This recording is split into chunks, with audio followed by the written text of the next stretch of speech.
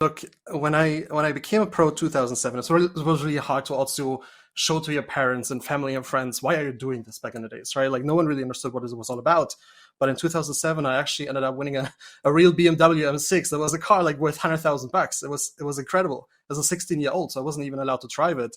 But one day it stood in front of my house or in front of our parents' house, and that was the point where everyone started to understand. Okay, it kind of makes sense what he's doing there. So got the support early on, went on to have a sim racing career for like 5-6 years, played a bunch of different games from like Live for Speed, Need for Speed, iRacing, GTR. Always tried to go for the prize money. That's what I kind of did. I think I was the most successful back in the days to do that. And then in 2012, I basically said, okay, I got to start living a normal life because there was also financial crisis back in the days, right? It was like early 2010, 11, where then tournaments started to disappear and I couldn't afford living that life on prize money anymore. I went out with a bang though because I became Germany's best gamer. It was a title I always chuckle about because it's so funny to say. That was my last tournament that I played. It was a cool tournament where we had to play Need for Speed, Halo, and FIFA at the same time. Super fun. But yeah, probably also how you can tell from the background. Had some success as a player.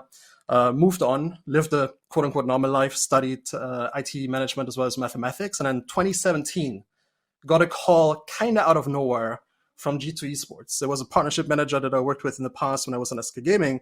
And they were like, hey, Danny, do you want to do sim racing again? I'm like, well, I'm kind of old, probably not good enough as a player. But they're like, no, we need someone to lead a project. And what I didn't know at that time was a project that was then created together with Fernando Alonso. So it was the legendary G2 Esports Fernando Alonso racing team that all of a sudden I found myself as a manager for while I was still studying mathematics. That was quite interesting.